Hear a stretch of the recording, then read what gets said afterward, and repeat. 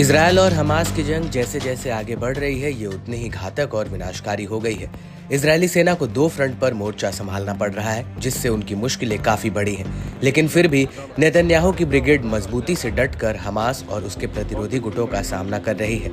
एक तरफ यमन का हूती है, जो इजरायल और उसके समर्थन वाले देशों के मालवाहक जहाज के लिए नासूर बन गया है।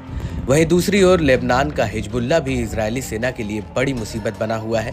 हिजबुल्ला लगातार इजरायल के उत्तरी हिस्से पर हमला कर उसे दहला रहा है। हिजबुल्ला के ताबड़तोड़ रॉकेट, मिसाइल और ड्रोन हमलों से इजरायल में तनाव चरम सीमा पर है। हिजबुल्ला की ड्रोन आर्मी ने इजरायली डिफेंस सिस्टम आयरन डोम की नाक से नीचे से निकलकर इजरायल के कब्जे वाली गोलान हाइट्स की काटजरीन बस्ती पर अटैक करके पूरे इलाके को दहला दिया।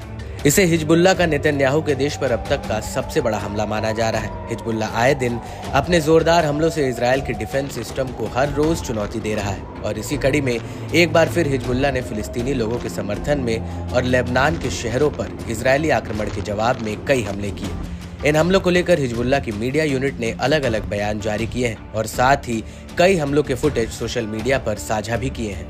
हिजबुल्ला ने किरियत शमोना पर रॉकेट से हमला किया और इसके साथ ही इजरायल के करीब 14 सैन्य ठिकानों पर भी हमला किया।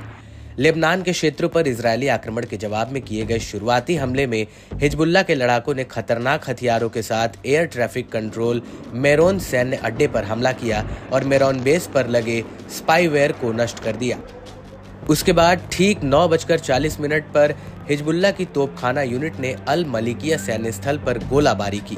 इसके साथ ही प्रतिरोध ने इजरायल के कब्जे वाले कफार चौबा हिल्स में रुइसात अल आलम सैन्य स्थल पर भी हमला किया। हिजबुल्ला ने कब्जे वाले कफार चौबा हिल्स में इजरायली संपत्तियों पर हमला शुरू किया और इस बार अल सुमक्का सैन्य बेस को निशाना बनाया।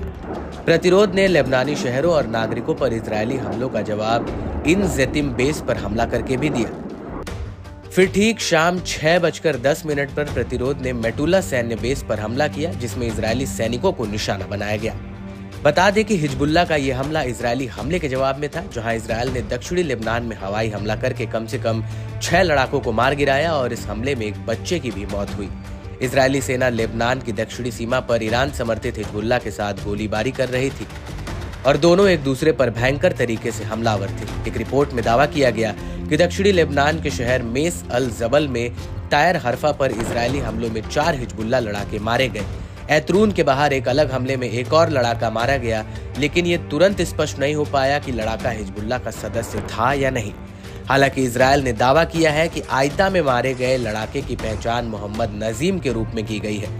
इजरायली सेना ने कहा कि उसने आयता में नजीम को निशाना बनाया क्योंकि वह हिजबुल्ला की रॉकेट और मिसाइल यूनिट का सदस्य था। हिजबुल्ला के लड़ाके हर दिन और हर घंटे इजरायली सेना पर आग बरसा रहे हैं। हिजबुल्ला के ताबड़तोड़ रॉकेट, मिसाइल और ड्रोन हमलों से इजरायल में तनाव चरम सीमा पर है।